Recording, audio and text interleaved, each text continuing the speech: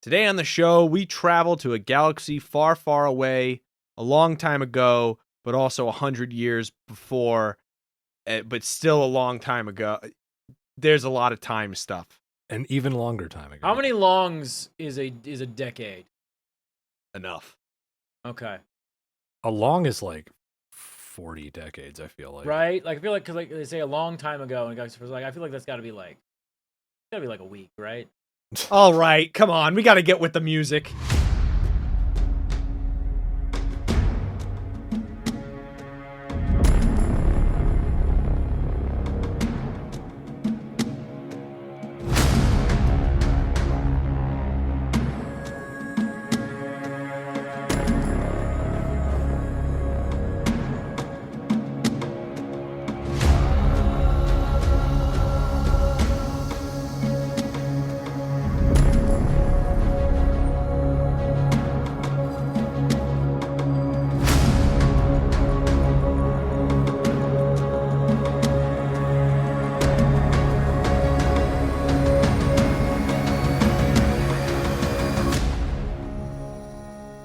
Hello there, and welcome to the Lost Cantina, the podcast that explores the stories, characters, and themes behind our favorite galaxy far, far away. I'm Kevin. I'm Jaden. And I'm Connor. We have him again! I'm back. Can't get rid of me that easy. I'm back at it. He picked the lock, folks. He's here. He's addicted. He loves it. I have my own set of keys. I'm in the studio whenever I want. And There you go. I've made myself at home here. I actually have a cot set up under my under the desk there. How did you get through your chain? I am psyched to be talking ACOLYTE though. It's a cool new show, hot new property, and always fun to talk Star Wars with you fellas. Absolutely. So, it's I think we were this is on our radar for a while. Mm-hmm. And we I think, were going to watch it last week, but some stuff happened. We weren't able to, but we're still going to be churning these episodes out as fast as we can. There was a minor snafu with the press screeners, but we're on the grind. We have recovered. We're gonna get you analysis and opinions that you would come to love and expect from us as fast. Some as of them good, most of them bad, as is what we do here on this show. Well, everyone's got a ratio. I'm talking about myself. Don't worry. Connor's opinions are always good. Mine are dog shit. Apparently, if memory serves correctly. It's gonna be. You're just not gonna let that TikTok die. Jesus Christ! I love it. I love the pain. God, we are going to be giving our analysis on these two episodes in the premiere, but also some, criticism. And I will say, I think our criticism is going to be a lot more tame than what we've seen on the internet. Because holy shit, I don't think it's possible for us to be less tame than the internet right now. Like, Jesus Christ, the internet wants to fucking kill this show. It's safe to say the trolls are back at it. The toxicity is at peak levels surrounding this 2-episode premiere of the ACOLYTE. It's really sad to see. I mean, it's kind of a Star Wars fan's gonna Star Wars fan, unfortunately. Yeah. What gets me is that all of the critiques, there's no actual criticism. It's just people saying trash or woke or whatever, and then everybody's like, okay, how? Bad. And then they don't fucking provide anything because they're just bitching a bitch. Mm. I think the Lore Party Media LLC / Lost Cantina guarantee that we'll give you right here, right now, is that when we have something to say about the show that's constructive or not positive in any way, it's actually rooted in like a creative difference or something along the lines of, hey, this could be better, or this is a weird choice. It's not anything to do with the culture war or whatever the hell these assholes are up to on Twitter and Instagram. Like, dude, I don't know. I don't get it, man. I really don't. What gets to me too is like anytime we have a criticism, we're always gonna have it backed up with something, and like we'll have like constructive criticism. I don't like the term negative criticism or negative feedback. I like constructive feedback. Not be negative. It's just because it's notes. Well, yeah, but that's the thing is like I'm not gonna just like talk smack to talk smack. Like I gotta back that shit up, right? Like I'm going to provide evidence, or I'm gonna provide something that, and it's not just gonna be like pull out of my ass. Like I'm gonna provide you with something that's gonna be very, very like thought provoking. Like I don't want to like if I want you to agree with me, I'm not going to just like we'll try to be persuasive, stubborn person, Right. I think like we our dislike of, for example, the sequel trilogy is well known, but I think it comes from a constructive belief in the poor construction of the product itself, not of, man, do I hate it that Rey is a woman. God, I hate women in Right, Star Wars. That's the right. worst thing in the world. Like, I will shit my pants if I see a minority on screen. It's not, yeah, like people, I don't get, dude, it's ridiculous. Yeah, we can't just say this was woke and move on with our day like that means anything. Like that's an actual criticism. What the fuck does that mean? That's a buzzword. It means nothing anymore. It's ridiculous. Like, here's the other thing too. Like, for instance, we don't necessarily love the sequel trilogy, but we've all agreed that the sequel trilogy is some of the best looking and sounding Star Wars has ever been. That turd is polished to perfection. Yeah, it's literally like there's carbon in there and it is got some polish. Let me tell you, there's a little bit of nuggets.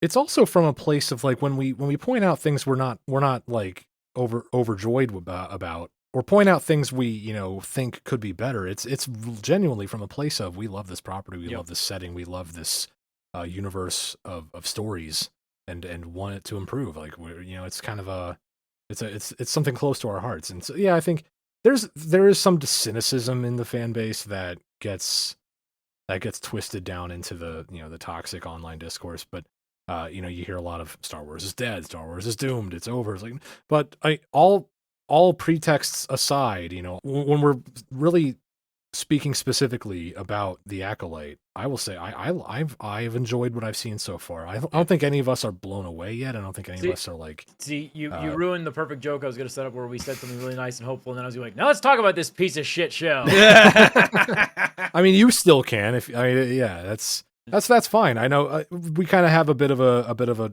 shtick here where I like things, Jaden hates things, and Kevin's sort of the mediator, but so that's fine. Look, this isn't Halo. So to challenge you, Connor, I don't think I hate this show. I actually am enjoying. Actually, I'm going to say a bold prediction or a bold take here. I think that I enjoyed this first 2 episodes more than I enjoyed the opening for Kenobi. Interesting. Ooh. Yeah. And I think Kenobi is a much better show than people gave it credit for. I think Kenobi I liked. It had some rough spots, but I liked. Obviously, Andor is the high bar for me. Yeah. Andor is kind of like the peak Star Wars storytelling, at least in the last decade or so, if you ask me. But so far, it's a weird way to say Clone Wars, but go off. I mean, I haven't been too deep into that show myself. I've only watched maybe a couple seasons worth. So I've missed the really good stuff, unfortunately. But I mean, Acolyte. First 2 episodes, I'm impressed so far. I'm not sold yet entirely. I'm not like 100% locked down. This is a fucking amazing show, but I like it so far. It's pretty cool so far. All right, so before we get in our analysis and all that stuff, we're going to do that housekeeping and then we're going to take a quick break. So bear with us here. We love to hear from all of you, our listeners. So email us at thelostcantinapod@gmail.com. And we do check that email. My email's constantly going off. I get them every literally as soon as it's on my phone. It's just bing, bing, bing, bing, bing. But yeah, email us. Tell us what you thought, because I would like to know what you think. Please have evidence to back it up. I would like to know what you think. But also, yeah, I mean, you can find us on Instagram and TikTok at The Lost Cantina. We exist in that other space, but with the discourse, it exists, but we'll put an X on it for now. See what you did? Hey-o. But also, if you have not watched the premiere, go watch it. It's pretty quick. This episode's probably I think we're gonna be just trying to condense it into one, because both of these episodes, it's just 2 episodes and it's like 30 minutes each, like without the credits and all that stuff. It's like 30 minutes. They're really quick. So if there's a part 1 attached to the title of this episode, then that means we talked too long. But that'll be up to the discretion of the editor. We do that. So we're going to take a quick ad break, but we will be right back.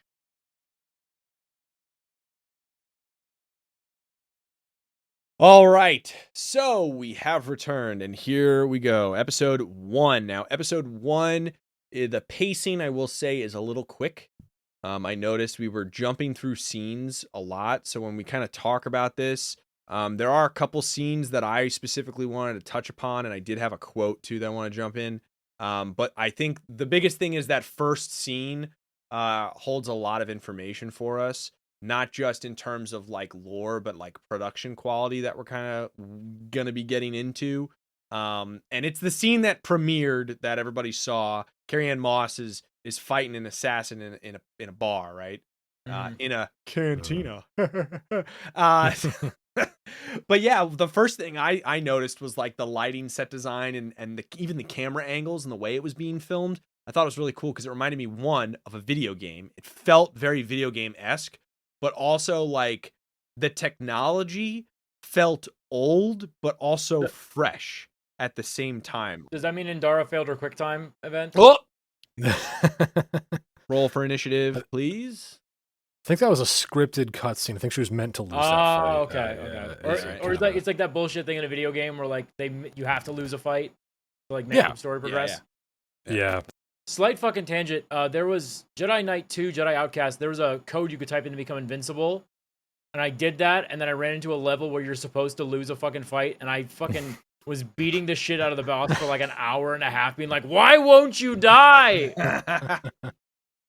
Man, I miss cheat codes. Now you have to mod them in. Yeah. Like, you don't have to. You gotta pay for them. It's annoying. Fucking EA. But yeah, I thought that the technology was like old but fresh at the same time. And yeah, I instantly was like, okay, I'm gonna give this a lot more of a shot than I thought I would, just based on that. Yeah, I agree. I noticed that the flavor, the set dressing, basically the atmosphere that was set in the first scene was pretty nice. I think it really set the mood. It kind of put you into, and I feel like Star Wars is at its best when the world feels lived in and kind of like a little gritty. Yeah, like there's a bit of a whimsy and fantasism to it, but it also has that grittiness and sort of lived in quality, which I saw in that first scene too. And I mean, it almost immediately launched into, I thought, a really impressive fight as well. The combat choreography was great. So I was really impressed right out of the gate with that.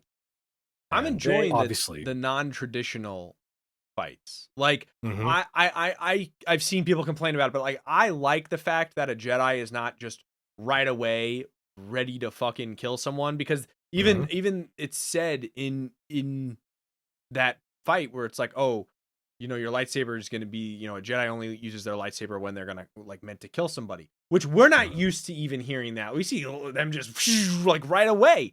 This is cool to see them just kind of try to disarm people and not use their major fucking weapon.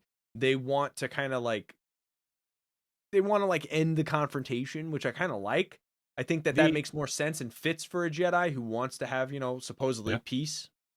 Yeah. There's also a baked in level of arrogance, I think, from Indara, because like she didn't feel like she needed to draw her weapon, that this wasn't really a threat to her. Yeah, it wasn't until May's knives really came into effect that it's like, okay, well, there's your weapon, here's mine. Yeah. Meeting the threat with proportional force is definitely a very Jedi tenet. thing. Yeah, it's a conflict resolution thing, which I loved. I was like, that's really cool. I'm glad we're really going in that direction. And I think it fits with side tangent as well. Like with this first scene, I immediately realized, okay, well, also with the title card or the intro card, kind of explaining, 100 years before, you know, the rise of the Empire, which means we're basically in sort of the latter, like the tail end of the High Republic era, I guess you could say. So, and unless I'm wrong about that. No, you're absolutely correct. And that, I think I'm gonna get to my first criticism. I think just off of that, Connor. I think that I have never been a big fan of the High Republic as a concept, because I feel like that era is too close to do anything that would be of consequence to the prequel trilogy, if that makes sense. Because the way that the Sith operate, plans are set in motion that they have been in motion for hundreds of years at that point, and it's like like this. It's like a couple of months ago there was that complaint of like Kiani Mundi being like, the Sith have been extinct for millennia. Like, so it's like, well, how could ACOLYTE exist? I'm like, there's my problem. Well, I mean, granted, I don't think any of the Jedi who encounter a Sith in this show are going to live. I think they're all going to get killed. Well, yeah, I mean, the other thing too is like, think about the Jedi Temple, right? Like the whole, it's not 100% canon, but like they built it on top of a Sith temple, right? Like on Coruscant. So like it's one of those things where I would like to see that explored, because it would showcase their hubris even more. But yeah, then it could be like something like that's been actually happening. They can explain it in some ways, but you know, we gotta wait. Also, I'm not convinced the Sith will be a factor in this show at all. Because think about it, a red lightsaber does not automatically mean Sith. It could just mean a dark side, dark Jedi. Not every dark Jedi is a Sith. And not every person with a red lightsaber is even a dark Jedi. So the villain reveal at the end, I'm skipping ahead a bit, but yeah, we do get a teaser of the main villain, I guess we could say at this point. Yep. At the end of this episode. And we don't know if this is a Sith plot or not. So to your point, Jaden, yeah, like I think this is going to have to be a separate conflict, separate plot thread from whatever, I'm guessing Darth Plagueis, Tenebris, whoever is up to right now. Yeah. I think at this point in the timeline, I'm guessing either Darth Tenebris is the current Sith Lord, maybe Plagueis, and obviously Sidious isn't really involved. I'm impressed about that. That's you. I got some factoids. You got some skills. Revealing my power level a little, but no, it's you have a fair point. Like I think anything taking place in the High Republic is going to have to be its own thing. It's going to have to be a standalone story, and I feel like that's so far with what I've seen. That seems like what we're building up to. Yeah. Right here. Yeah. Well, and I mean, I'm just going to contrast with something that I know that you two really enjoy, which is the Old Republic, the old canon, and I think that. I think the Old Republic, because that's set like thousands of years. Yes, way back. Like 2 to 20,000, depending on what source you look at. Like, and I think that gives you a lot more wiggle room to operate in terms of telling stories, because then you can have the Sith army. I've said it before on many podcasts. I'll say it again. Star Wars is better when you have multiple Sith and Jedi running around killing each other. I think Star Wars is more fun when you do that. And hey, good news, the showrunner of the Acolyte is interested in making some sort of live-action Old Republic project. Yeah, so that's very true. That's encouraging. I'd love to see that. Anyway, we've gotten off track. Sorry, what happens next, Kevin? So back to this scene, it's really cool to see also Carrie-Anne Moss with her like Matrix green lightsaber. Like that was sick. Yeah. I liked that little, hint. I thought that was really great. But then she fucking dies. And I was straight up like, wait, what? Because I thought she was going to play a large role. I thought this was going to, and I was like, wait a minute. I love her. Yeah. Trinity, no. If that's the only scene she gets, if that's the only scene she gets in the show, I'm going to be pissed because I'm going to love that. I love part of the marketing. I love it when they waste big cameos. I love it so fucking much. Now, okay, but this isn't Marvel. Come on. But I loved the practical effect on the bartender. So like the bartender, right, is a mix of practical and CG, and I thought it was done really well. And I think that's when Star Wars is also at its best, is when it uses practical effects. And there's nothing wrong with using CG. I'm not gonna shit on CG, although I will shit on some CG in this show, because there are some questionable CG usage. But I really think that Star Wars is at its best when it's using practical effects and something to be more real. And I loved it when I saw this, the bartender, the way the face moved and everything. I was like, oh fuck yeah, this is gonna be. It gave me hope for production quality. Yeah, I think all the alien patrons in this cantina looked great. Like again, adding to that flavor and atmosphere that I mentioned earlier. So, and really quick, I'm sure Indara will return again in some flashbacks at least. I'm guessing we'll see more of her, because I liked her. I liked that character. She was fun. I'm seeing too, just like pulling at the threads a little bit here. I think there's going to be a conspiracy of some kind with the Jedi who are on the planet. We'll get to that a little later. Yeah, I'm sure. So we also see this new droid, a little Game Boy named Pip. I thought that thing was fucking sick, man. I want one so bad. I was like, damn, cool. Hell yeah. And I also thought was really cool is we meet our main character, and her job's very interesting to me. She's in a spacesuit and she's working on a ship outside, which we don't see a lot of in Star Wars, which I thought was awesome. because it felt more grounded in terms of like it's older and they have astromechs, but there's excuses to not use astromechs, and I thought that was kind of cool. It's just it's a job we don't normally see in Star Wars, and I enjoyed seeing something different. I think it was funny and interesting that she's what's called a mech neck. I fucking hate that term so much. It's so weird. I know. I kind of cringe a little every time I heard it, but like specifically refers to a mechanic. Yeah, just say mechanic. Yeah. What the fuck? Fuck's sake, Star Wars. Specifically, I guess it's a mechanic who works outside the ship, like Kevin mentioned. But yeah, what I found interesting is that her specific clients, the people she works for, are Nemoidians from the Trade Federation.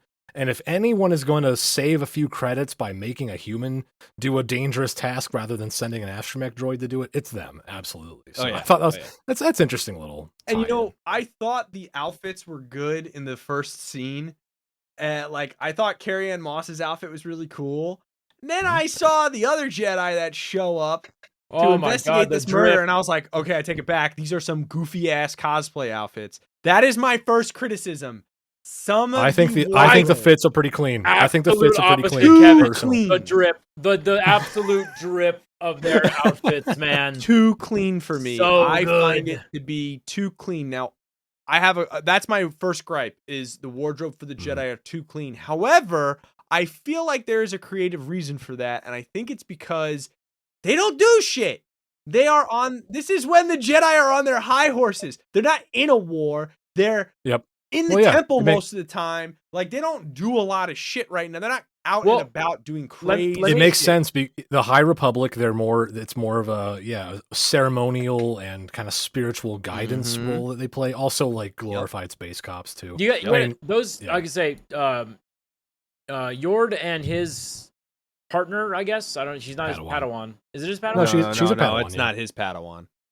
She's a Padawan. She's a Padawan. She's not. He introduces her as a Padawan. Okay. And if he's the knight, then if he's in the field with a Padawan, then she answers to him. So technically, it would be his Padawan. Sorry. Regardless, those two are security. They are temple security. That is what they are. Because when you look at, if you compare it to Indara's dress, she's wearing a more practical brown robe, hanging out in she's in the field. She's a field Jedi. And these two are just more like space cops. They are the investigator role. Yord is definitely a space cop. He has such a cop attitude. He does. Like, I got such cop vibes off of him immediately. Like, it's not a good thing, by the way. No, this is not a compliment. When he pulls the lightsaber like to illuminate, and I was like, and the other two aren't. I was like, you dude. I thought that was. I mean, using your lightsaber as a flashlight is cool. I like it. It was cool, but it was like the fact that they had that character do it. I was like, yep. I'm specifically referring to when he's in Osha's chambers and reaches for his lightsaber because she's like, putting her droid away. I immediately, this guy's going to turn his body cam off and cut your head off and immediately claim he was fearing for his life the whole time. And he's going to get qualified immunity and get put on administrative leave for 2 weeks and no consequences otherwise. And remember, a Jedi only takes the lightsaber out if they're ready to kill. So, He didn't ignite it, to be fair to him, but he's very much a by the book. He's got a warrior mentality. He's a bit stiff. He's a stiff personality. And also, one thing I noticed with him, and then in the later episodes with a lot of the other Jedi, is they're so quick to Jedi mind trick people. And not even in like, I understand in like with Obi-Wan doing it and stuff, like he's trying to hide, he's trying to, survive. This is just, they walk in, they're just like, all right, cool, give me the answer. Specifically. Like, what the Soul fuck, is quick bro? with it. Where's the free will here? Holy shit. And then I was like, also the same thing with that too, is like, they're looking for Osha with like this whole fucking thing with like the murder and all that. She's a former Jedi who left the order willingly and is doing her own thing. You don't keep tabs on people who trained with you. Like, you never kept tabs on them. To be fair, they knew where to find her. So no, but that's the thing, is they had to investigate where to find her first. And that's what's weird to me. I'm like, you have somebody who's trained in the Jedi arts and you're not like secretly keeping tabs on them? Kevin, you're saying you want the Jedi to be even more of a police state? More of a surveillance state? No. Like, what do you want, dude? That's what I'm hearing. That's what I'm hearing. For an organization that is already like that, it makes no sense to me as to why they were like, oh, well, we should always keep tabs on people who used to be part of us to make sure they don't go to the dark side. Like, it's just something that, like, I thought was not fitting for these Jedi, if that makes sense. I'm not with you on that, but okay. I mean, I get it, but I just think like, well, it's she wasn't like expelled. She wasn't kicked out for being a dark, like for she left experimenting of her own choice. Yeah, she left on her own will. So like, But why would they follow her and She spy on still her can after use that? the Force, or at least that's what. Not she was really. trained- Not Well, even in a life. Not even in a life-threatening situation to save tried. herself. I agree. But I thought that for somebody who was trained in those things, it's kind of like, whoa, you got like a super soldier kind of situation. You know what I mean? Well, that's also why that's why they suspected her. That's why they kind of took precautions that's how to they come tracked bring her in. down. Yeah. Now, So, I when we don't get know. to Coruscant, though, I thought that was really cool because what we see is a very clean Coruscant. It was well cleaner compared to what we're used to. Less buildings, all these things, and A I fun thought detail. that was I don't know cool. if you noticed. I noticed that the Jedi Temple is actually raised up on the platform compared to the other buildings because the other buildings haven't been built yet. It's a little higher than the ones a little around higher it, than everything else around it. And there's actually you can see like some greenery kind of going off, like there was a walkway at one point. I liked the scene in the temple though, because it's like you have a Jedi master, or sorry, you have a Jedi Knight learning from his pupils, which I think is, when you get Jedi, sometimes they get a little bit of a hubris kind of situation. It does develop, and we've seen it develop quite often to where they kind of like dismiss the younger folks learning because it's like, well, hold on, I'm all wise, I'm trying to teach you. And I liked seeing a Jedi want to like learn from the younger generation. I thought that was to be clear, cool. Yeah, I agree. To be clear though, Soul is a master, not a knight. He's so fucking cool. God, I love Soul I was already so into it. I was like, yes. Played by Lee Jung Jae, I believe his name is. You are a braver man than I, because I was afraid I was gonna fuck it up. He the star of Squid Game, who, as far as I understand, learned English specifically for this role. So like, what a badass to like just kind of dive headlong into it. And he's great. Yeah, our first time meeting Master Soul on Coruscant in the Jedi Temple, he's guiding a bunch of younglings through like a meditation exercise, and this was again great flavor, great world building, great atmosphere, where he's instructing these young minds in how to even perceive the Force, how to even like sink into it mentally and kind of listen to it. This dude learned English in 4 fucking months. What a badass, man. Just to play this role. And like, as native English speakers ourselves, I don't know if we can fully appreciate how fucking hard that is. It's really hard. I mean, it's ridiculous. I mean, we speak on a podcast every day, and I still think we sound like idiots. So, well, I thought the character was great. I thought he's portraying the character really well, and awesome, I think his English is fine. He's good. His common, if you want to call it that, if you're a his galactic nerd. basic, classic basic. Yeah. I also thought one thing that stood out again to me, because it stands out in every fucking piece of Star Wars, was when he's spoken to about, okay, so we believe your apprentice is the one that killed a Jedi. Like, there's we got her. We need to talk to you. The one thing that's mentioned is like, oh, well, we can't let the public know this because of our political image. And I thought, again, once again, the Jedi have to deal with their political image, and they won't, they won't talk about it. They're worrying about it constantly. And I still think that this is one of the faults and the facets of what Jedis have to deal with that infests itself into them. Like, I think political image is part of the downfall of Jedi in general. They're so focused on these, appearances and just it goes against what the Jedi really are for, in my opinion. Well, what I took away from that scene when Master Soul is approached by the green lady, I forget, Master Venestra, I want to say, something like that. And yeah, he's kind of given the situation like, oh, Indar was killed, and we found who we think did it.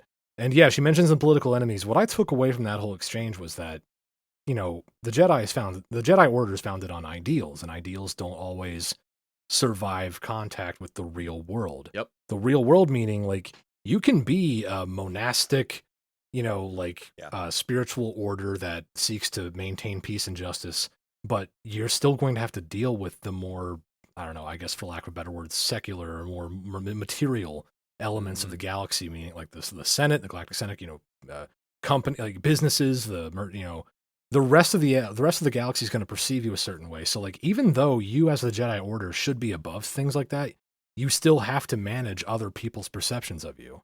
And it's like, that's not necessarily a failing on the Jedi's part. It's just a failing on like, that's ideals butting up against the real world and not surviving intact, basically. The Jedi, I thought that was an interesting thing to touch on. The Jedi could have really benefited from a fucking marketing department. Yeah, get some PR managers in there. Absolutely. Like liaisons. I feel like in some of the extended universe, like some of the, stuff that's not technically canon anymore, there were things about like non-Jedi operatives who served the temple as like liaisons and go-betweens.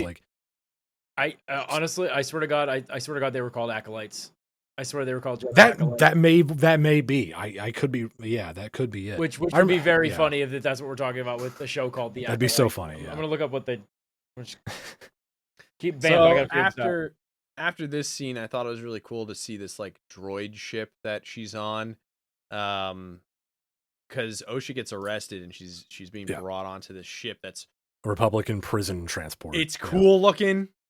There's a group of prisoners that are trying to escape, and there's one dude who's got like a face hugger on, and it terrified me. And she's like, "What's that?" And they're like, "It's a Dybbuk," and I was like, I know what that is. And I instantly flipped my brain, was like, "A Bizu!" Like that movie. I hope everybody knows what I'm talking about here. It's so the Dybbuk box it's in Judaism. It's where like basically it's a demon that's been trapped into a box, and if you open the box, the demon gets out. There's a movie called The Possession. It's actually got Jeffrey Dean Morgan, hottest man alive. Jeffrey Dean Morgan's in it, and he plays a dad who's like trying to save his daughter from this demon called a Bizu, and like the whole thing is like the temples don't want to help them because she's not Jewish. But there's this one rabbi who's like, "No, I want to help these people because I have to help people. Like it's the right thing to do." And they're in this like morgue thing trying to get the demon, and he's like going, "Oh, Bizu," because he has to say her name to get her out. It's fucking kick ass. It's terrifying. I loved it. But anyway, it's a face hugger. What a fucking journey we went on. Yeah, sorry about that. That's my little movie tidbit tangent. But yeah, so they decide to ask her. They're like, "Hey, you want to go with us?" And she's like, "Nah, I believe in the Jedi." And they're like, "All right, peace." And then they fucking like dip the ship. They like shut it down. Which I found funny. It's like, okay, well, that's cute, Osha, because they don't believe in you. They think you fucking killed a master. Right. I thought it was cool, though. The ship, when it shuts down, you see the droids that are piloting the ship turn off, and they turn into chairs. They become chairs. I love that. I loved it, because at first glance, I'm like, that's goofy as shit. Who the fuck thought of that? But like this, as I thought of it more, I was like, that's actually funny and cool though. I that's good flavor. Again, I'm here for the flavor. Oh yeah. By the way, I don't think she has yet, but I just kept thinking the second that Osha kills someone, I could say that it's an Osha violation. Oh my god, I've been wanting to say that this whole time. Well, like later on, they say something about that, and I think it's in episode 2. It's like, right after they express like, 13 violations are going to be done in this. And then he says like, Osha is going to be okay. And I was like, yeah, Osha's going to be okay with it. When they were fixing the ship at the earlier, and like immediately they stepped outside, I'm like, well, there's no way that workplace is Osha. Really quick, we talked about this before even recording, but there was fire on the outside of the ship, and a lot of idiots on Twitter had a field day with that. What's this bullshit? Fire in space? Like, my guy, have you not been watching? There's so much. Where the fuck have you been? Yeah, look at the original trilogy. There's always been fire in space. Like Star Wars. Right before we started recording, I just set it's just a meme compilation of just like so many fire. There have been a lot of fires in space. Get over it. Anyway, moving on. So the ship goes down, and she tries to use the Force. She doesn't use the Force, and it's been too long. She's out of practice, I guess. So she straps herself in to the ship, and then the ship like crashes. And then we go back real quick to where all the people that escaped. By the way, I thought it was crazy. She felt bad for the dude with the face hugger, so she takes it off. And he goes psycho and takes the last escape pod. And she's like, fuck! She immediately regretted that Ooh. decision. I was like, oh man, that sucks. But maybe that guy had a face hugger for a reason. Exactly. He was unstable. I thought what was really interesting was we see that she was the apprentice of Master Soul, and the Padawan that we saw earlier is now his apprentice, right? And one of the things I found funny was she asked him, like, why do you want to find your old Padawan? Like, why are you... this is attachment, like this promotes that, like you're gonna this leads to what. And I thought his response was really cool, because what he says is, our memories are lessons if we don't meditate on the past. And she instantly goes, we're doomed to repeat it. Always with the good ones, Master Soul. Like, it's just like, aha. And I thought that was very cool, wise, because this fella. Yeah. With Jedi, they're always like, oh, everything's anything that can be close to an attachment. Oh, watch out. But I love the fact that he's like, no, like, you have to be able to like look at those things and, at least recognize them in a proper and mature way, and understand how to handle them. And I thought I was like, that's a true Jedi teaching right fucking there. Yep. I like that too. Very holistic and wise, this guy. Yeah. And so then we get some questionable CG. This is my first questionable CG. When she walks out of the ship on the planet she's on, she is the CG, and like something around her, it was terrible. It looked, rewatch the scene when they show the ship and she walks outside the ship. It looks like shit.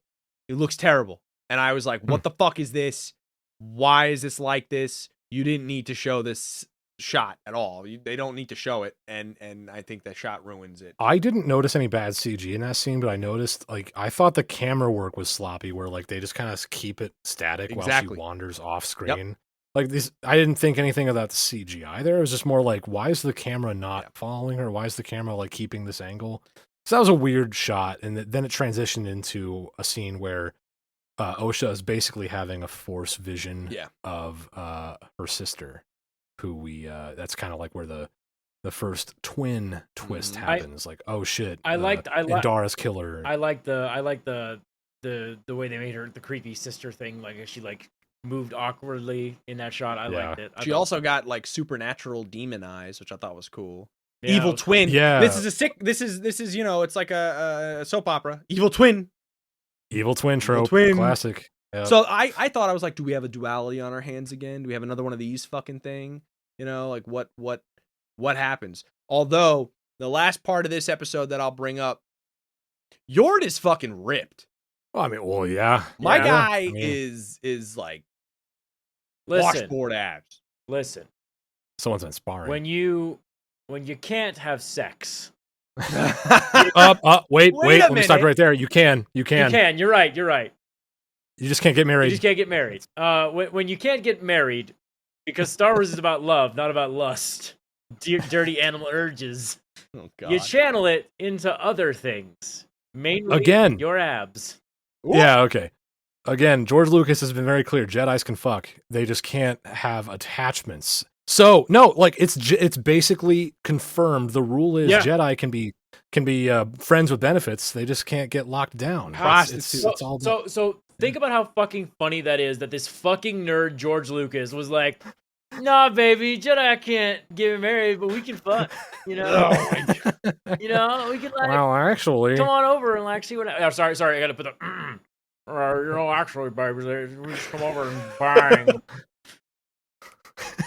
Well, actually, it's just about attachments, not celibacy. Yeah, what attachment you want me to put on? I'll fuck you. I'll fuck you, but don't call me after. Jesus Christ. On that note, episode 1's over. We're going to take a quick break. We'll be right back. Don't go away.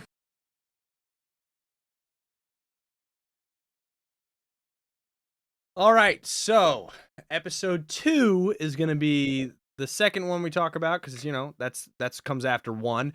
And what we're gonna do is we're gonna do this one really quick too, and then just kind of give our overall thoughts on just the premiere, like just the average of the premiere, right? So one thing I did notice though, if you look at Acolyte, the title, there's 2 O's. And now we know there's twins. I thought it was kind of cool. That's cool. It's always twins, right? With Star Wars. Why is it always twins? Twins. Dualities, twins, like it's the rule of 2, like what's happening?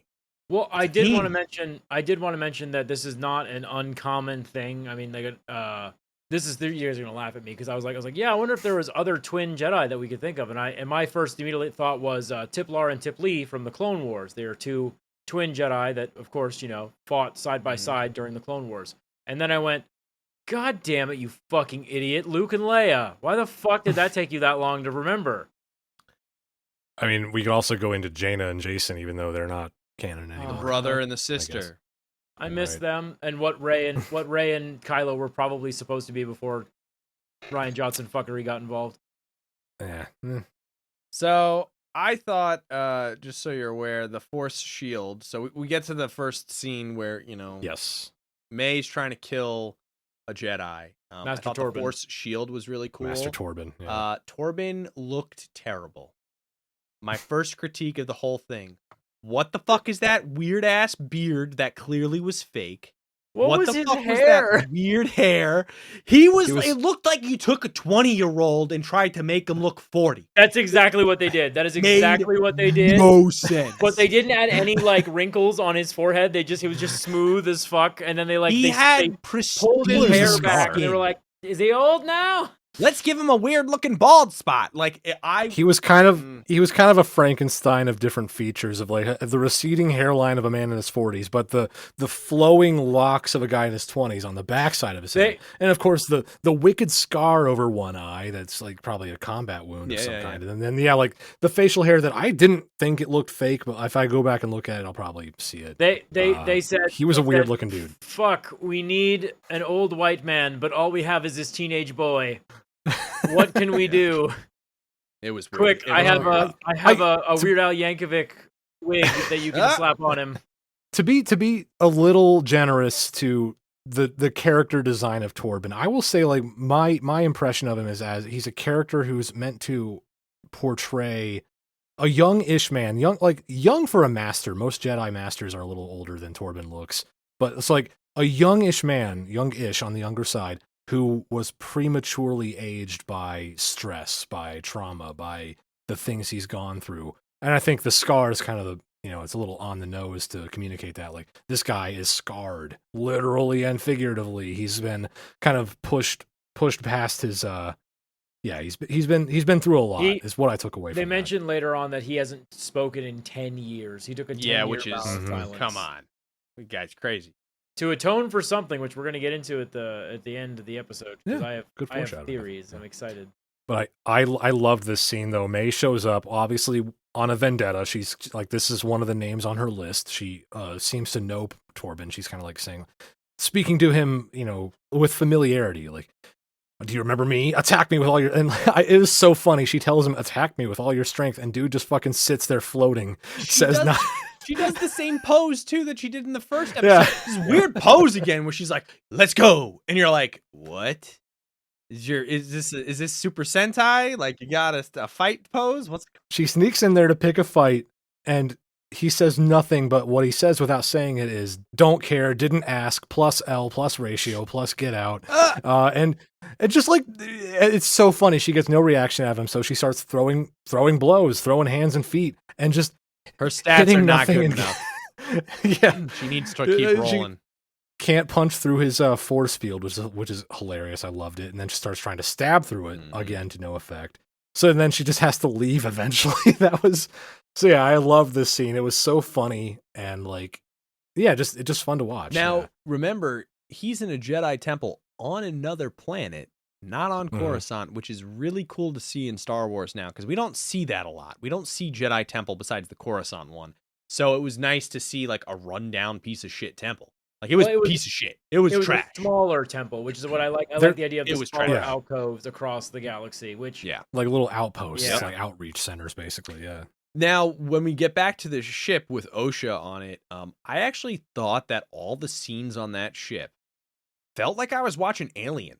The way the shots were composited and the color grading plus like the use of metal was a big thing, and she kind of looked like Ripley, like her outfit and stuff, and I thought that was really cool. Like I was like, wow, this really is like Osha's different fit. I didn't even mention this in the first part, but like I actually think her vibe is very, very cool. The design of her badass.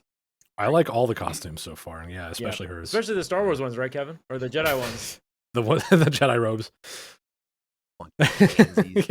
Bunch of pricks with their preppy, pristine, permed uniform. Love it.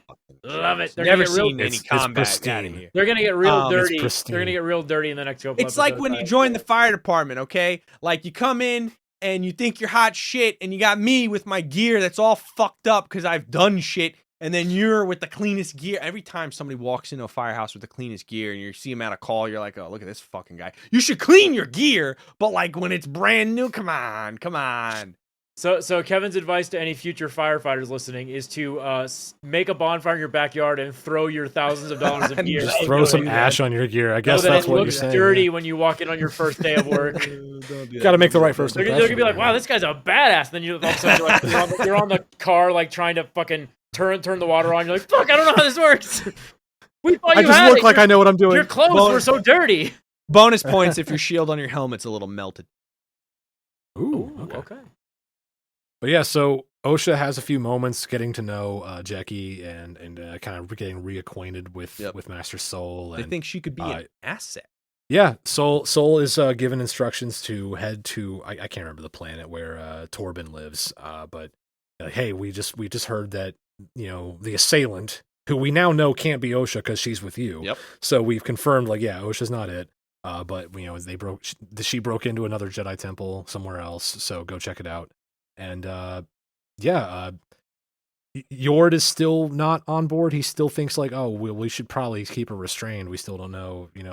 He's like such a suspicious, like tightly wound weirdo that he's like, if this twin is still alive, what if they're working together? Like he's just fucking like out of left field and warrior mentality.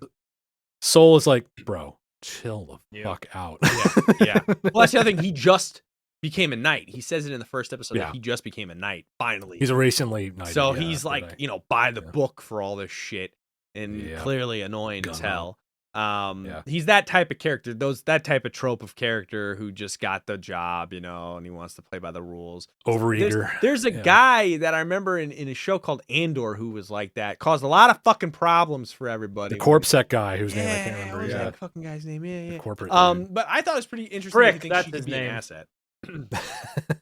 Yeah, I think first name's fucking. I think it was interesting that he could be an asset, or she could be an asset. I thought that was kind of interesting that he thought she would have any insight on anything because she thinks her sister's it's like dead. She did. Yeah, it's like, well, you might know how your sister thinks, and also you have Jedi training, and you're you can take care of yourself. So yeah, what can it hurt? I guess.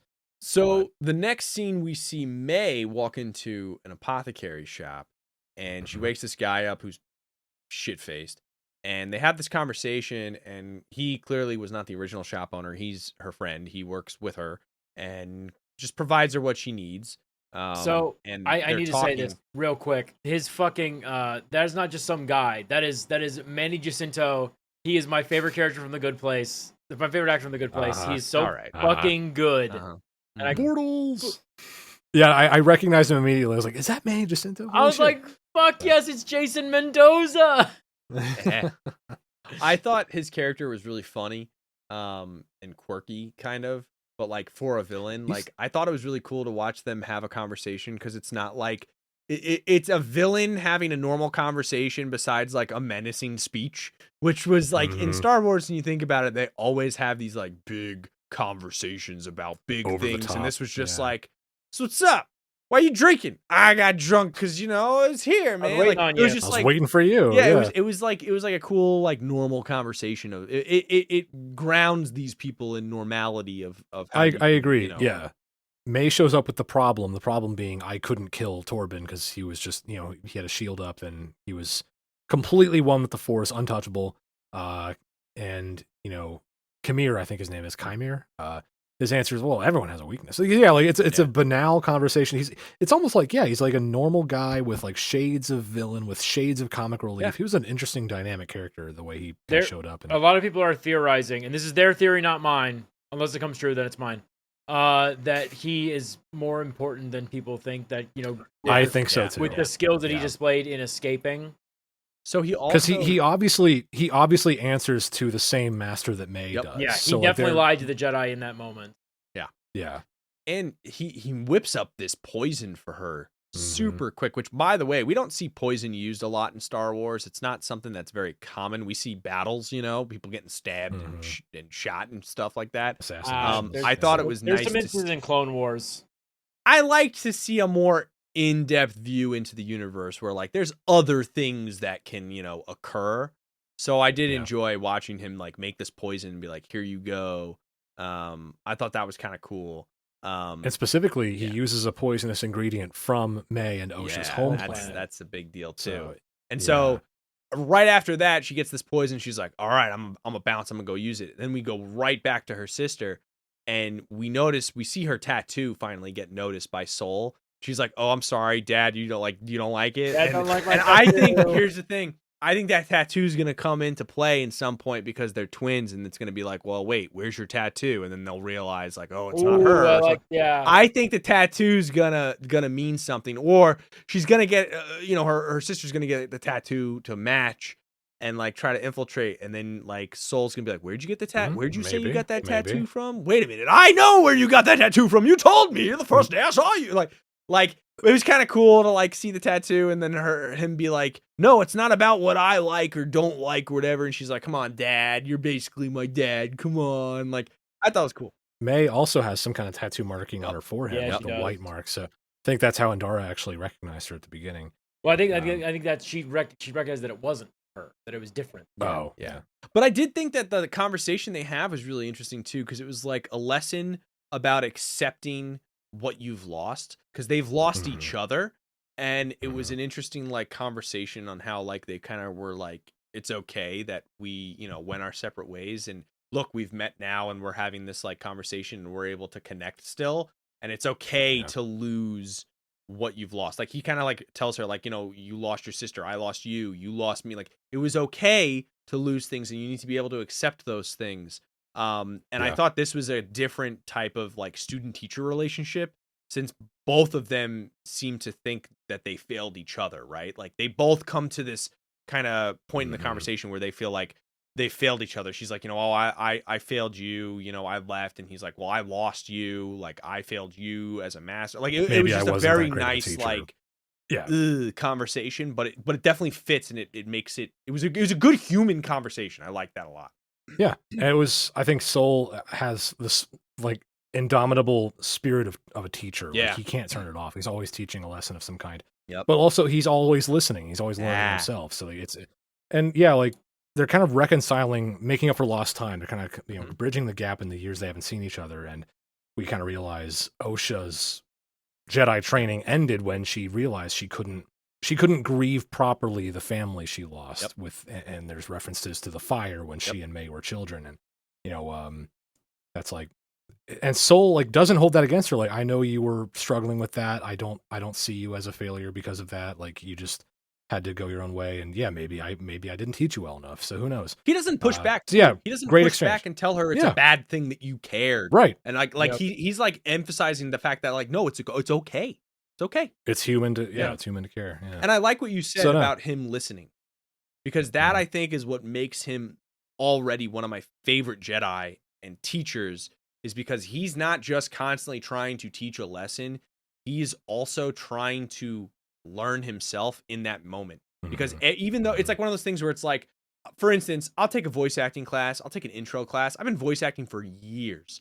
I am actively working as a voice actor. Sometimes I'll still take an intro class because I'll learn something completely different or new from a fellow student, from a new teacher, or something like that. Like, I am very open-minded to it at some times, because I'm like, oh, maybe there's something else that I'm missing. And I think the fact that like he might be teaching the same lessons, just like in the first episode, teaching lessons to multiple Padawan, multiple younglings, but he's still listening and trying to learn from them. Yep. The humility is huge for any vocation you pursue, like knowing that you're always learning, knowing that you're always trying to be better. And we see that here. That's great, man. The actor who plays Soul, and I'm not going to risk pronouncing his name wrong. I would say Lee. He said that he based his Jedi's actions and demeanor after Qui-Gon Jinn, and I can see tell it. Oh yeah. Yes, absolutely. Oh yeah. Like, it's one of the best inspirations you can take, and also he's executing that inspiration so well. But like it's still his own thing. Like he's still making the character his own. He definitely standing out so far as a character. So now that May has this poison, she goes back to Torben, and she's like, basically is like, here is your salvation. And I didn't think it was going to work, because she's like, don't you want to say something to me? Don't you want to, have forgiveness or retribution in yourself, in your own mind? Don't you want peace? And like, I was like, what the fuck? This ain't going to work. He opens his damn eye. I said eye because the other one's fucked up. But he opens them and he looks at her and he just like says something. And you're like, whoa. And it's interesting because so right now the crew, right? Everybody, they're on their way. They're on their way. Which it's one of those moments where you're like, oh, hurry up, get there before she does something. He opens his eyes, says to her, we thought we were doing the right thing. And I'm like, oh, what happened? What's this revenge thing? What's going on? Did the Jedi act? Are they the villains in this story? What the fuck happened? We will get to that because I have a theory on that. But I want to say before we get too far away from it, I thought him floating in the middle of the room looked fucking stupid. It was terrible. It was terrible. Like that whole scene, I did not like it. What was wrong with Because when I first looked at it, I didn't know he was floating until they like went to the side because the way his robe was hanging off his back. Okay, so what's the problem with that? His little legs, his little nub legs, like his little. It looks weird. They were folded up under. I know. Him. What was that? It just looked silly. Like if he had been floating there without the robe on the back, I think I would have been totally fine. But like I was looking, I'm like, what am I looking at here? Jaden, I'm sorry, but that's how gravity works. When you're wearing clothing, it's gonna hang below you because he's levitating from his body, not his clothing. That's God. Just the way the robe was like touching the ground, it looked like the robe was a pole holding him straight. Like it was okay. It wasn't the whole body wasn't floating. It was like the robe was touching the ground, but he wasn't. It was like, what the fuck are we doing with this angle here? It looked a little silly. It could have been better. It could have been done better. That's my opinion. So he takes the shot. He's like, I'll do shots with you. And he takes the shot. And I'll do let's go. One last shot. One last shot, party. Lady. Let's go. So he takes the shot. Oh my God. And then May shows up. May leaves and Osha shows up. And she's like, oh shit. This motherfucker. Just in time to be found holding the empty vial of poison as the rest of the Jedi walk in. And they're all like, oh my God, what the fuck? And then the lightsabers are out. They're ready to fuck her up. And then a certain cop shows up who's been tailing her the whole time. It's like, it's not her. I watched it. And it's like, what? She never left my sight. It couldn't have been her. Yeah. So yeah, we now have multiple witnesses confirmed. Yeah, okay. I will say, Osha could not have been the assassin. I think these Jedi, man, they act really like aggressive. I've noticed. Besides Soul, they're acting really aggressive. They are ready to fight. They're super on edge constantly. They're asserting their dominance in a weird, like, I don't know. I thought it was weird. Thought it was very strange how they've been acting just in general. They feel like really intense authority figures way more than they should. I'll give this one guy a slide here because like the guy who takes his blue lightsaber out, the guy who lives at that temple with Torben, because he's just walked in and like he's just seeing Torben dead for the first time. Yeah. He's seeing someone kneeling over his corpse with an empty vial of poison. And all he says is step away from the body. He doesn't say like, I'm going to kill you. You're about to be executed. I feel like in most cases, shows of force have been proportional, have been understandable. Honestly, I feel like that's how I would react if it's like, okay, so just 2 seconds ago, you were told by that little girl, like, hey, that lady bribed me to turn off the security. Yeah, she was wearing a hood, but it was her. And then 2 seconds later, you find her over what I assume. Yeah. I assume this person cared for Torben. Like he spent 10 years. Yeah, they were probably friends. Probably they were boys. Probably pals. And so you know. Yeah.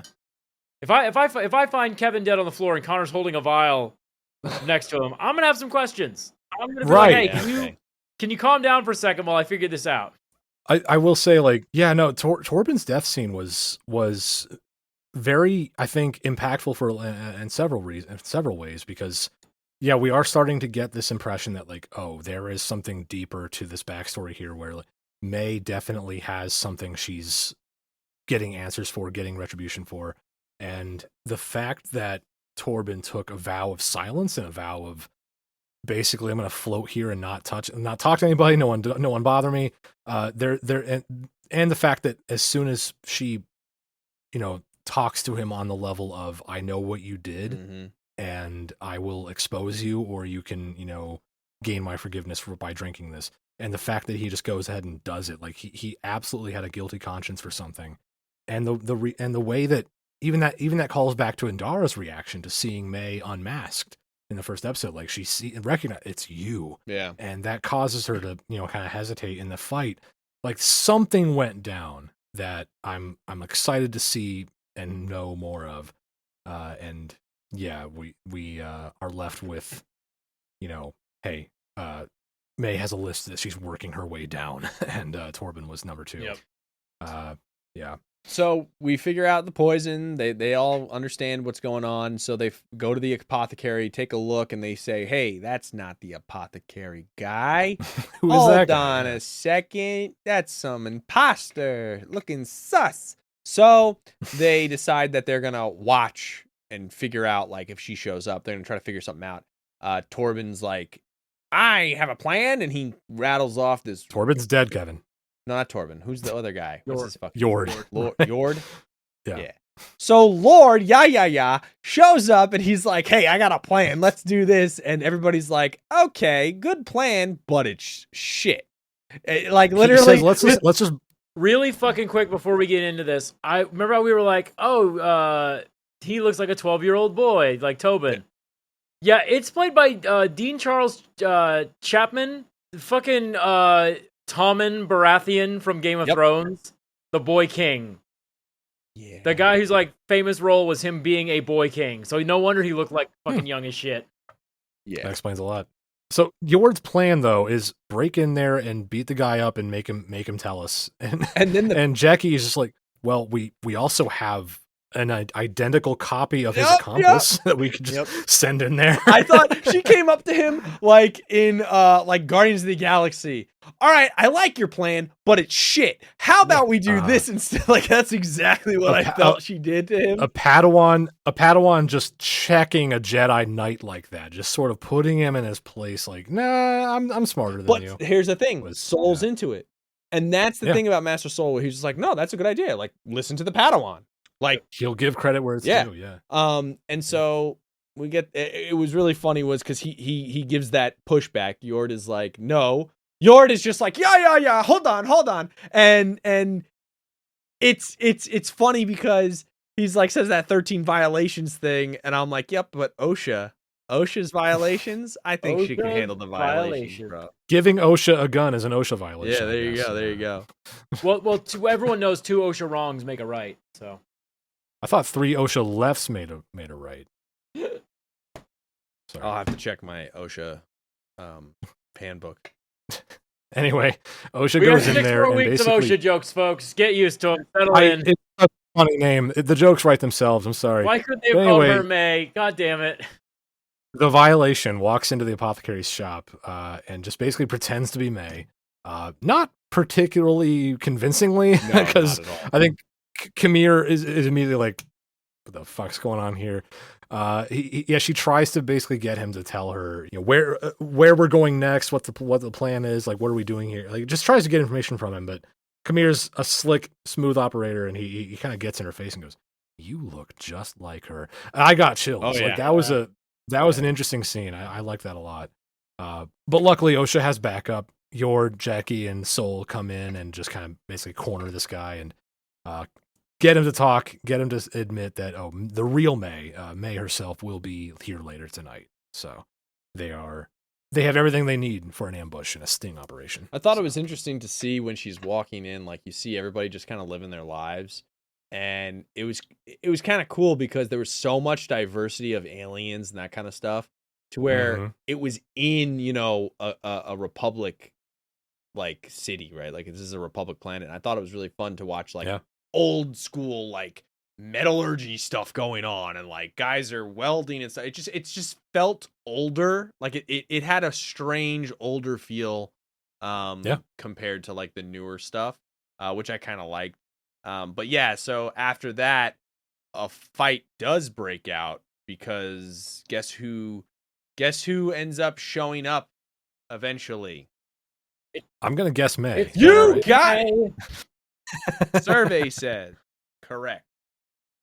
But Soul calls her out immediately, just kind of confronts her, and another amazing, I think really good fight scene kicks off with May just unleashing, just kind of going after Soul with a vengeance, and he's chill as a cucumber, just kind of dodging, redirecting. He hasn't drawn his lightsaber yet, no blade igniting yet. He's just barehanding her away from him. What's really cool. interesting is the reactions on her face versus the other two Jedi that she's encountered. This was not a reunion that she seemed to want, like she did with the other two Jedi. She seemed like this wasn't the plan kind of look. Yeah, she wasn't ready to face him yet. He even says something to the effect of like, you're not fighting, you're not drawing your weapon on me or something like that. Like he's like, it's like almost like she doesn't want to kill him. Like it, correct me if I'm wrong, but this might be a I don't want to fight you kind of vibe. Well, yeah. And not yet, like a not at all. Because like she was fighting with fear in her eyes the whole time. Well, look at how he fights though too. Like he is fighting to, like one of them. I actually thought she was trying to kind of kill him if she could, or maim him in some way. But the way he was fighting, right, was he's trying to disarm. He's trying to get to the peaceful option. And like some Jedi, that's how they fight though. They fight to disarm, but by maiming somebody. You know what I mean? Like this felt a little bit. We call them Anakin Skywalker. Hey, war crime Anakin. There you go. I don't know. I thought that like this was really cool to watch him just be totally in control, and I thought was really cool too is where he's like, "Hey, your sister's alive." She calls him a liar. Later on, they see each other, and it's just like, "Wait a minute, he wasn't lying." The twist, oh my! Like, I liked the fight. I liked that he tried to calm her down with his words rather than like doing anything else. Like he was really like you could tell he was trying.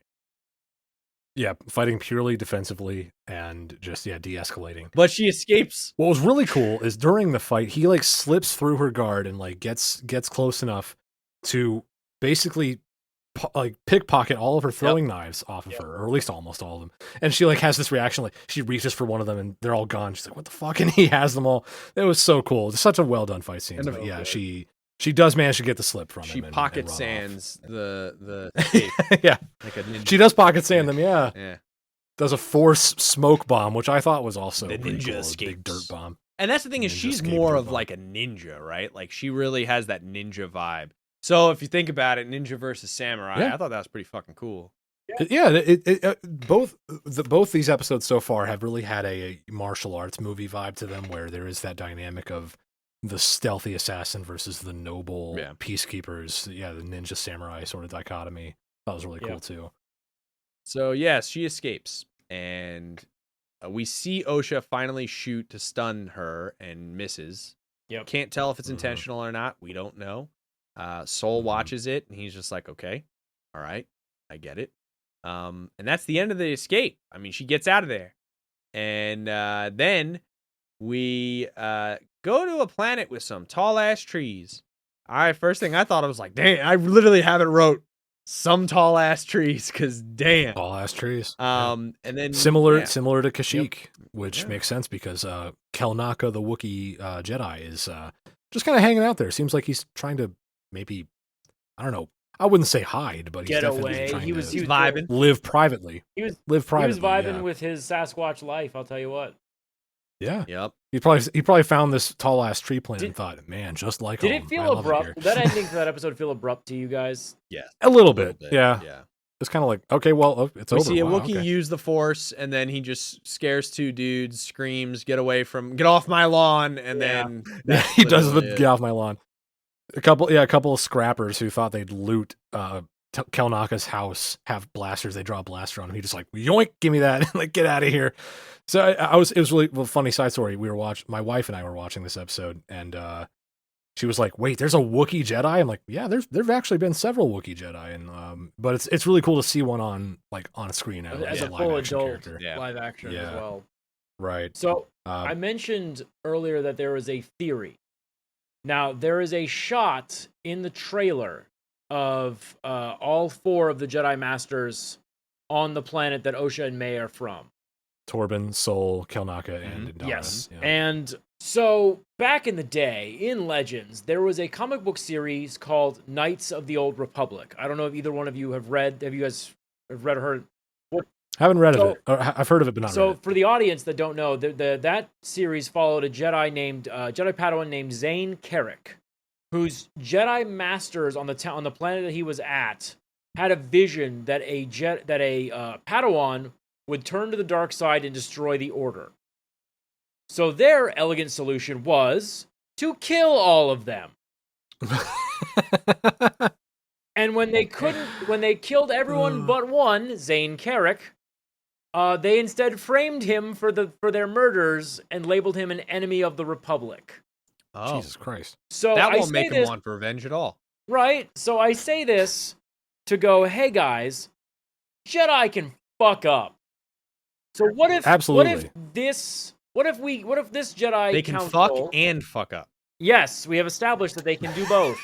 They are quite talented in that, but don't expect a phone call afterwards. What if this group of 4 Jedi have a little vision, and they're like, hey, someone in that house is gonna fuck up, so like let's burn it down and blame one of the girls in the house. The Luke Skywalker, this motherfucker had a bad dream. Let's cut his head off. I swear to fucking God that I could see them trying to pull that shit, and then I'm gonna be like, don't fucking, what the fuck, God damn it. The one Kathleen thing from Kennedy. Legends Jaden doesn't want to be used.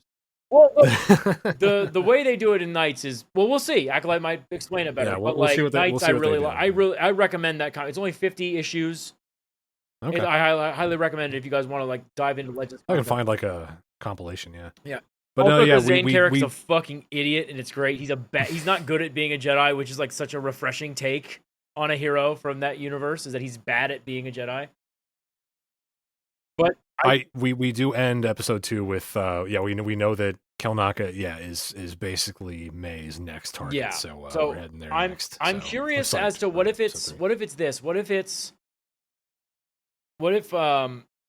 May's targets are the three Jedi that were present, and maybe a mysterious 4th Jedi who convinced the other 3 to burn down the house to get, and then because that might be why May's like, because she says 4 Jedi, and we assume Sol is one of the targets, but yeah, it didn't seem like she wanted to kill him. It didn't seem like she wanted to engage him at all. Yeah. Not even like because like when she was fighting Trinity at the beginning of the first episode, it was like determined to kill her. Yes. But then like when she's fighting Sol, she doesn't really seem like she wants to fight him. Her heart's not in it. Yeah. Because like it could be one of those things like he was kind to me, so I don't want to hurt him kind of thing. Right. Because Sol does seem like he really loved the 2 girls. It seems like he really loved the twins. Like the way he talks about them, even before he became a Padawan, it was like, I have a special connection with these 2. Yeah, I as far as final thoughts go with these first 2 episodes, again, kind of mentioned already, I'm impressed so far. I think a few rough edges here and there, a few like dents that could be buffed out, but like generally I'm excited for this story, mostly because I do actually really enjoy the High Republic as a setting. I've read a couple of the books set in that timeline, and I really enjoy the aesthetics and the kind of flavor of that setting where I think the Jedi Order is at least somewhat closer to the ideals that it should represent. It definitely better than. Do you think we will late... get the sentient rock Jedi in this series? I don't know, but I hope so. Probably not. I don't know. That's too much to hope for, but that would be cool.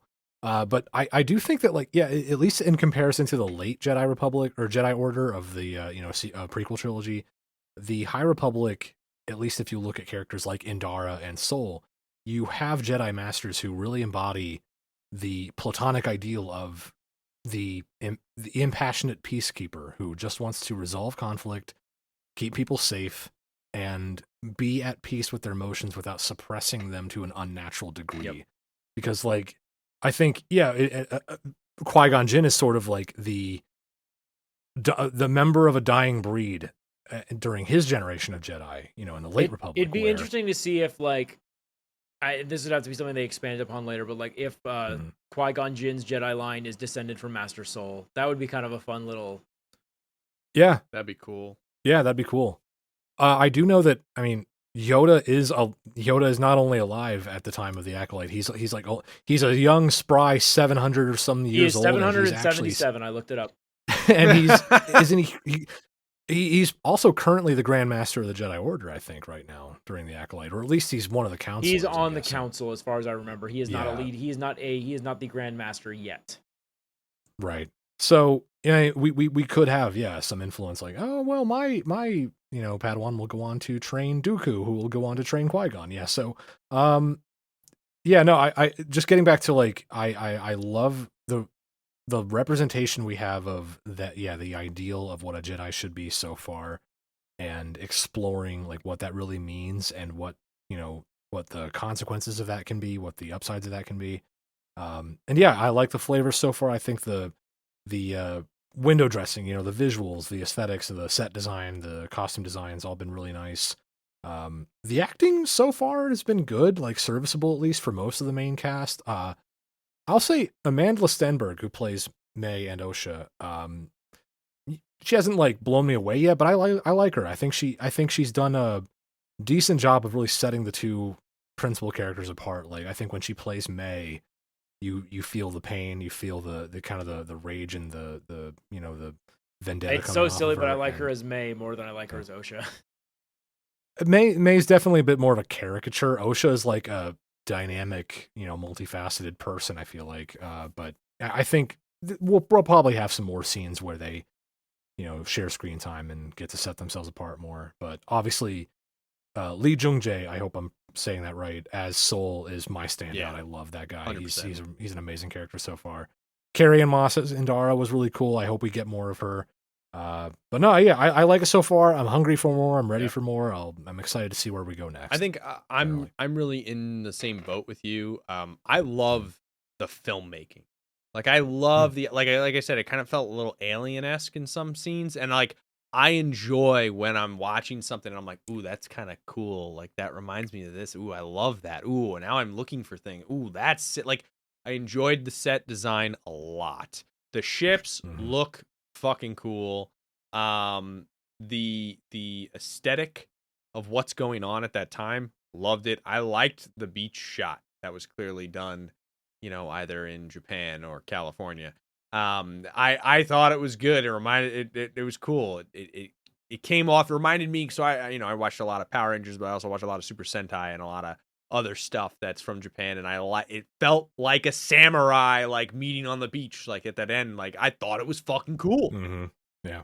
I do think that some of the acting, I was like, ooh, okay, all right. Like, I think some of it, like, line delivery mostly, not necessarily the acting. I didn't care for some of the line delivery. I thought it was kind of mid.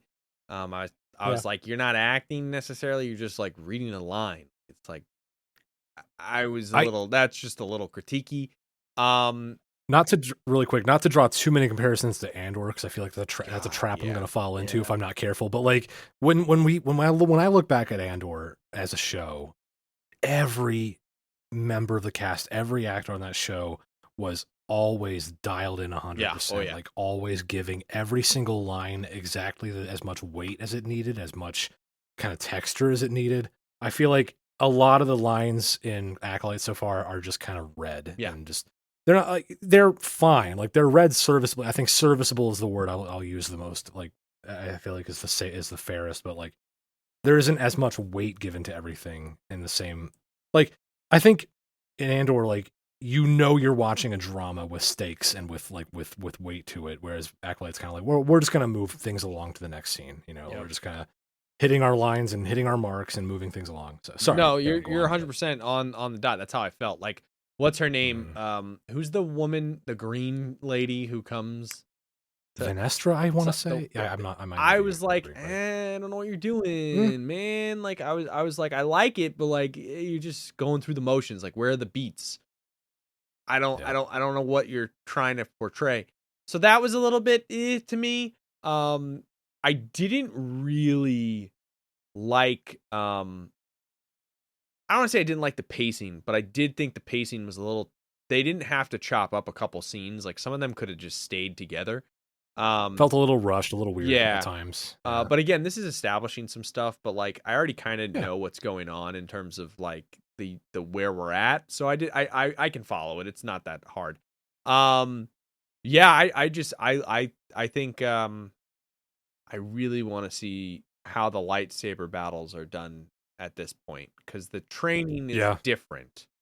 It's not like it stayed the same for the last 100 years. There are new styles in the old in the prequel. There's newer kind of ways of fighting that have evolved. I want to see how they fight in this one. Are the lightsabers super heavy? Like what's gonna, you know what I mean? Like I want to know, how do you fight? But other than that, yeah, I mean I enjoyed it. I had a good time. I had fun. Can't wait to watch episode 3. The funniest of the shit ass nitpicks that I saw, someone said that the lightsabers look thicker than they should be, and I thought that was funny as fuck. I thought it looked great. Yeah, I honestly, I was like, what the fuck? When Indara drew hers, like I'm glad it wasn't that like skinny weird, like because like in some of the Filoni animations, like the lightsabers look way too thin. Yeah. So like when Indara drew hers, like oh yeah, that's weighty. That feels like that looks like an actual blade. That looks like not a needle. That she's about to sew with. So I don't know. That's a weird nitpick. That's a weird thing to be mad about. Why do you think they're mad? They were like, what? Yeah. They're like, the lightsabers like should be like this, not like this. And I was like, all right. Yeah. Just the shit I see. The complaints I'm seeing again. Not to go back to the beginning, but like the complaints I'm seeing are just bullshit. Like give me some actual fucking feasible thing to complain about, and I will like listen to you. But like, if you can't provide me anything to like even look at, like shut the fuck up. Yeah. Fair. Yeah, I agree. I had fun. Me too. I go into it to have fun. That's the whole fucking point, right? So I had fun. I'm excited to see where it goes from here. Same. I think my favorite thing that I already touched on, but like for me, I'm a big Jedi fanboy. When people have criticisms of just the entire concept of the Jedi Order, I'm kind of I'm that stan who will like make excuses. I mean, obviously we've established the Jedi can not only fuck but also fuck up. They can make mistakes. They're they're more mere mortals. But like I love me some Space Mormons, man. The thing is, my power fantasy when I consume media and when I enjoy media, my power fantasy is to help people. Like anyone who knows me knows that I can't bring myself to be people. I can't bring myself to be like the bad guy in video games. I like evil playthroughs are almost impossible for me. I can't bring myself to do it because hurting people makes me feel bad. I don't like doing it. And so like characters like Indara and Soul give me hope for like good representation of what Jedi should be. And I think about the conversation between May and Kamir, I think his name is, at the apothecary, talking about like peace is a lie. These Jedi fool themselves into thinking they can find peace when peace is a lie. I'm like, wait, well, how is peace a lie? Peace is not a binary one or the other thing. Peace is an ideal. Peace is a goal. It's something we all strive for. And maybe Torben doesn't have peace and thinks he does, but it's still it's a lofty thing to try to attain. Even if you never get there, it's a good thing to fix your sights on. And that's what makes a good Jedi, knowing that like, I'm never going to be perfect. I'm never going to have the answers to everything, but the intentions are there. The intention to reduce harm, help people, defend people. That's all you need. Everything else is just the details. So no, I'm that's one of the main reasons I'm excited for this show is that I'm seeing the thematic meat of, like what it means to be a Jedi, what it means to be a good person in this galaxy is being played out so far. That I'm excited for that. I want to see some Mandalorians, and I want to see some bounty hunters. I want to see a lot of fleshed out like aspects of this time. We're gonna have some fun. I think it'll be fun. I think so. Well, I think that'll about wrap it up. We hope you enjoyed this episode, and if you did, please take a second to rate and review us on Apple Podcasts. It really helps us grow the show. And Kevin, how can people reach out to us if they want to share their thoughts on the ACOLYTE? You can find us on your socials at The Lost Cantina, or you can email us at thelostcantinapod@gmail.com. You can also email us at podcast@loreparty.com to share your thoughts and episode ideas. You can connect with us on Instagram and Twitter at @lore_party. And don't be a stranger. Let us know what you thought of the show. Thanks for listening. We'll catch you next time.